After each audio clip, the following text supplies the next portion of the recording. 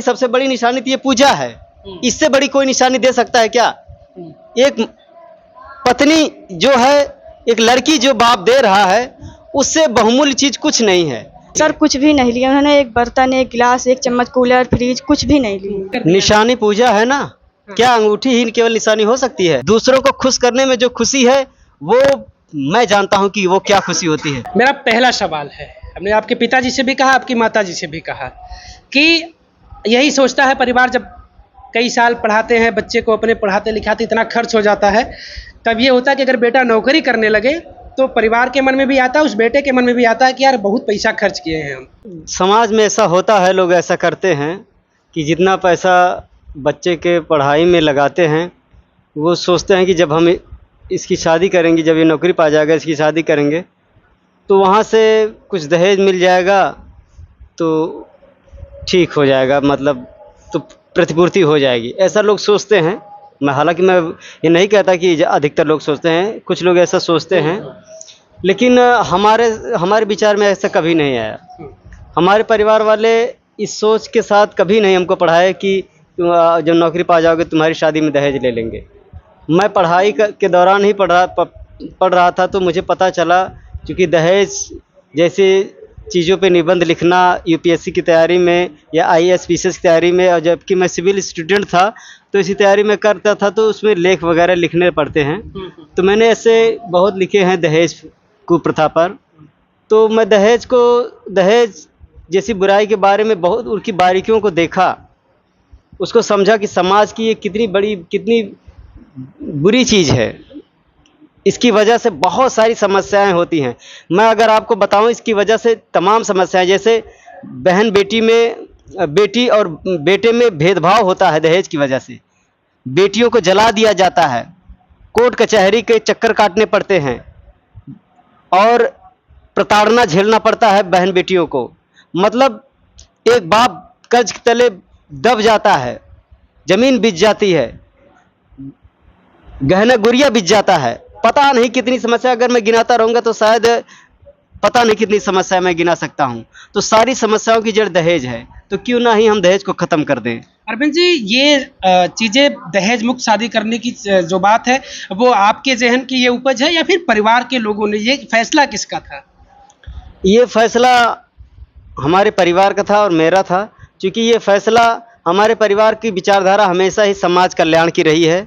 समाज कल्याण करने वाली जो भी विचारधारा है उस पे हमारा पूरा परिवार चलता है। हमारे पिताजी हमेशा से समाज कल्याण करते चले आए हैं, लोगों को ये जागरूक करते चले आए हैं कि आप धूम्रपान मद निषेध मत करिए।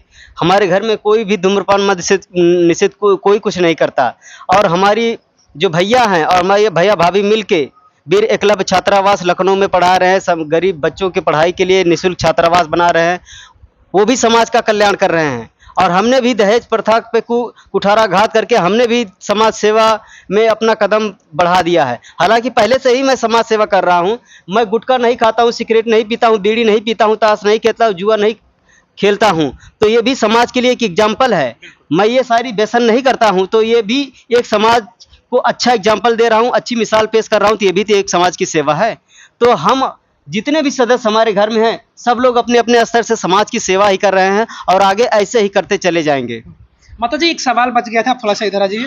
लोग कुछ दिन बाद शादी जब ऐसे हो जाता, कभी लड़का लव मैरिज कर ले तो फिर शादी हो जाती है, लेकिन 2-4 साल बाद घर के लोग यही ताना देने लगते हैं अपनी बहू को कि तुम लेकर क्या आई थी, तुम्हारे बाप ने दिया क्या था। तो क्या ऐसी चीजें भविष्य में नहीं झेलना पड़ेगा? नहीं भैया, कुछ ना, कभी ना, हमरे तो बहुत खुशी बा है। हम कभो ना कहा कि काहे ना तोहार बाप देहन कौनो चीज दहेज। अब हम दहेज लेबन कर तो कैसे कहा कहीं न दे, जब तू दहेज ली ना है तो कैसे मार बाप दे। हाँ पूजा, पिताजी कुल मिलाकर ये कहे कि मजदूरी ही करते हैं, क्योंकि कोई अपना काम इस तरीके से करना, राजगीर का काम करना तो मजदूरी ही हुई। पिता मजदूर हो और शादी तय होने वाली हो एक शिक्षक से, सोचा था कभी आपने कि ऐसा मेरे साथ होगा जीवन? नहीं सर, हम तो कभी नहीं सोचे थे कि मतलब हमारी शादी ऐसी होगी, लेकिन हम ऐसे परिवार को पाके बहुत खुश है। और मतलब हम कभी सोचे नहीं थे कि हमारी शादी इतनी अच्छी फैमिली में होगी। फिर भी मतलब शादी वादी हमारी जो फिक्स हुई और अच्छे से हो गई, अभी दहेज मुक्त हुई हमारी शादी। पहली बार जब बातचीत हुई थी अरविंद जी से, तो ये सब कुछ तय हो चुका रहा होगा कि शादी तो अब तो फिक्स है, बिना दहेज की शादी होगी। हाँ सर, जब शादी पे चर्चा चली तभी से मतलब फिक्स था कि हम मतलब दहेज में कुछ नहीं लेंगे, दहेज मुक्त शादी करेंगे, हमें सिर्फ दहेज में दुल्हन चाहिए। Yes sir. तो आप भी देखती होंगी समाज में कि बगैर दहेज की शादी होती है, बाद में फिर सारी चीज़ें झेलनी होती, तो आपने कहा नहीं कि भाई बाद में ऐसा कुछ बखेड़ा मत खड़ा करिएगा? सर ये फैमिली वाले ने मतलब ये हमारी शादी अरेंज मैरिज है, तो इस पे फैमिली वाले से पहले बात हो चुकी थी कि मतलब बाद में ऐसा कुछ ना हो कि मतलब दहेज वहेज ना ले रहे हो, फिर बाद में मतलब ताना वाना मारा जाए या कुछ भी। ये सब मतलब जो हमारी शादी करवाई हमारी मौसी लगती हैं, उनसे पहले ये सब बात हो चुकी थी। यस सर, दहेज के बारे में कि दहेज नहीं लेंगे। क्या करती हैं आप?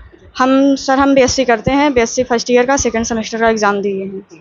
यस पढ़ाई लिखाई को लेकर क्या बातचीत होती है? सर, वैसे तो हम अभी बीएससी कर रहे हैं, फिर भी अब घर वाले अगर पढ़ाएंगे तो हम पढ़ेंगे, ये घर वालों का निर्णय है। Yes sir. परिवार को लेकर क्या कहेंगे आप, इस तरीके का होना?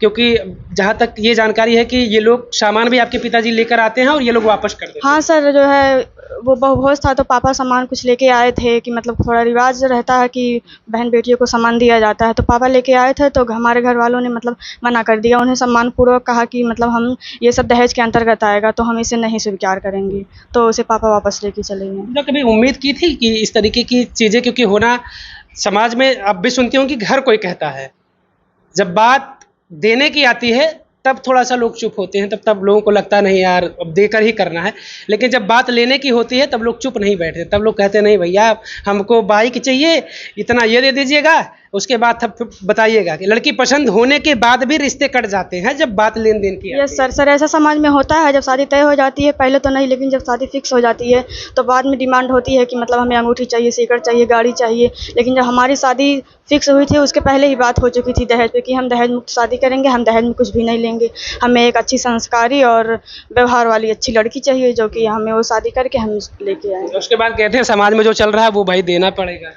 नहीं सर, ऐसा कुछ भी नहीं हो। समाज के लोग ऐसा देखते हैं ना कि जो समाज में जो चल रहा है वो हमें देना चाहिए, नहीं तो हमें हमारी इज्जत कम हो जाएगी, हमें ऐसा लोग कहेंगे। लेकिन इन लोगों ने ऐसा कुछ भी नहीं कहा।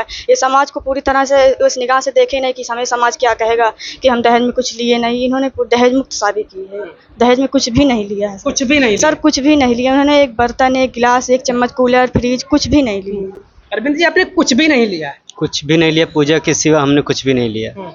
जी।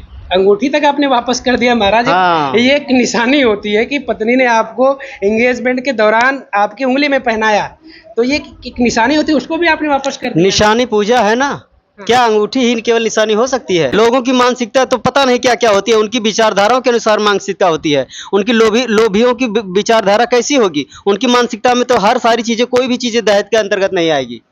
तो सबकी अलग अलग विचारधारा होती है, सबका अलग अलग पैमाना होता है। तो आपने जब ये वापस किया तो इनको कोई नाराजगी नहीं हुई कि एंगेजमेंट के दौरान ये सब तो एक परंपरा के तहत हुआ था, रीति रिवाज के तहत हुआ था? हाँ, उन्होंने बताया कि भाई ये जरूरी होता है, ये परंपरा होती है। फिर हमने परंपरा उनको बताई कि परंपरा ये होती है, तो उनको समझ में आया कि हाँ ये सही है।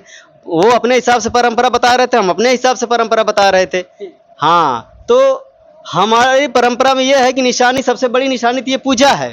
इससे बड़ी कोई निशानी दे सकता है क्या? एक पत्नी जो है, एक लड़की जो बाप दे रहा है, उससे बहुमूल्य चीज कुछ नहीं है।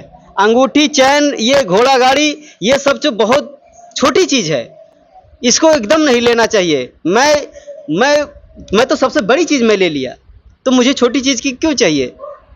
मैं सबसे बड़ी चीज लेके आया, वो है मेरी पत्नी, तो मुझे छोटी चीज़ों की कोई ज़रूरत नहीं है। मैंने उसको, वो लोग कह रहे थे लेकिन मैंने उसको वापस कर दिया।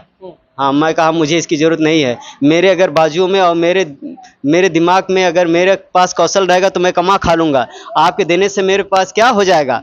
अगर लेने का मतलब ये लोभी वाली विचारधारा ना तो मेरी है ना तो मेरे परिवार में। हम लोग हमेशा दे के खुश रहे हैं, किसी से ले के खुश नहीं रहे हैं, और दूसरों को खुश करके खुश रहे हैं। दूसरों को खुश करने में जो खुशी है वो मैं जानता हूं कि वो क्या खुशी होती है। आप कभी किसी की हेल्प करिए, देखिए आपको वो इतना अच्छा लगेगा कि आपका दिल जानेगा कि उस दिन आपने कितना अच्छा काम किया। वो खुशी यहाँ से महसूस होती है। बिल्कुल बिल्कुल, वो खुशी आपका दिल, आपको आपके अंदर से वो खुशी होगी। आपका दिल कहेगा कि तुमने बहुत अच्छा काम किया है। उस दिन आप सबसे ज्यादा खुश रहोगे, सबसे ज्यादा अच्छा महसूस करोगे। आप इनको ले आए बगैर कुछ लिए, कह रहे हैं कि बगैर चम्मच तक के बीच, चम्मच तक भी नहीं लिया।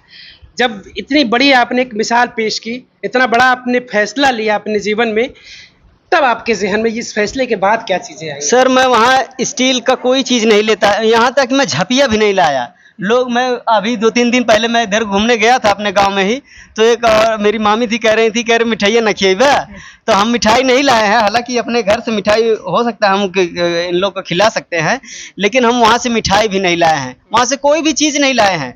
और गाँव के सारे लोग जानते हैं कि ये लोग कुछ नहीं ला के आए हैं, इसलिए ये लोग, गाँव के लोग भी बहुत खुश हैं हमारे काम से। सब लोग, क्षेत्र वाले और गांव वाले सब बहुत खुश हैं। अच्छा, एक सवाल अब सबके जहन में ये आएगा कि जब इनके पिताजी सामान लेकर यहाँ आपके बहुभोज के दिन आपके यहाँ आए, तो फिर ये क्या बात पहले नहीं हुई थी कि भाई कुछ सामान हमें नहीं चाहिए? अगर ये बात होती तो वो सामान ही नहीं खरीदते। बिल्कुल, ये शुरू से भी डे 1 से ही हम लोग कह रहे थे कि हम लोग को कोई सामान नहीं चाहिए और आप कोई सामान लीजिएगा भी मत, ये हमेशा से हम लोग कह रहे थे। और उस दिन हम लोग को आश्चर्य हुआ कि वो कुछ सामान लेके आए थे, स्टील का बर्तन वगैरह, तो हम लोगों ने कहा कि हम लोगों ने तो मना किया था, आप लेके क्यों आए? फिर वो कह रहे थे कि हम बहन बेटी के घर जा रहे हैं, बेटी के घर खाली हाथ नहीं जाया जाता, तो वो मना करने के बावजूद भी लेके आए थे। तो फिर भी हमने कहा कि देखिए, हमने शुरू से ही चीज़ें नकारी है और शुरू से ही हमने ये चीज़ मना किया है, तो हम एक्सेप्ट नहीं करेंगे। बस थोड़ी सी बात में वो समझ गए, फिर उन्होंने एक्सेप्ट कर लिया कि ठीक है, ये सही है, तो सामान वापस चला गया, फिर हम लोग उसको लिए नहीं। अच्छा, बारात में कितने लोग गए थे यहाँ से? बारात में हम 60 लोग गए थे, गिन के 60 लोग गए थे। हाँ, बहुत ही अच्छा सा वहाँ कार्यक्रम हुआ, बहुत ही खुशी से, बहुत ही सफलतापूर्वक संपन्न हुआ। कोई मतलब कुछ ऐसा लगा ही नहीं कि मतलब कुछ अजीब सा हो रहा है, बहुत अच्छे से हुआ सब कुछ। 60 बाराती थे। हालांकि हमारी स्ट्रेंथ तो हमारा राजनीतिक घर है, शैक्षिक घर है, घर में प्रधानी है, भैया सचिवालय में समीक्षा अधिकारी है, मैं भी टीचर हूँ, तो मेरे भी बहुत मित्र हैं, प्रधान जी के भी बहुत मित्र हैं, हमारे भैया के भी, और हमारे गाँव में भी हमारे चाहने वाले लोग बहुत लोग हैं, क्षेत्र में भी बहुत लोग हैं। लेकिन हम अगर बहुत लोगों को ले जाएंगे तो फिर कैसे समाज का कल्याण हम लोग कर पाएंगे? तो हमारी विचारधारा ऐसी थी कि हम कम से कम बोझ किसी के लिए बने, तो वहाँ 60 लोग ले गए। और बाद में जब समाज के क्षेत्र के लोग जाने कि हम लोग को इसलिए वहाँ नहीं ले जा पाए क्योंकि ये लोग ऐसा काम कर रहे हैं, समाज कल्याण का काम कर रहे हैं, बाद में वो लोग भी खुश हुए जो नहीं जा पाए। जी। जब सब कुछ तय हो गया था कि कुछ देना नहीं, तो फिर पिताजी आपके सामान कैसे ले लिए भाई? जैसे जब कुछ सब मतलब पहले से मतलब ये घर वाले, यहाँ के ससुराल वाले हमारे बोल रहे थे कि मतलब हम दहेज में कुछ नहीं लेंगे। फिर भी जब पापा बहुभोज में आए तो मतलब उन्हें लगा कि बेटियों के घर जा रहे हैं तो खाली हाथ जाना ठीक नहीं है, इसलिए वो कुछ सामान लेके आए थे। फिर भी घर वालों ने मतलब वो एक्सेप्ट नहीं किया, वो बोले कि अगर हम ये ले लेंगे तो ये दहेज के अंतर्गत आ जाएगा, जो कि हम दहेज के खिलाफ हैं।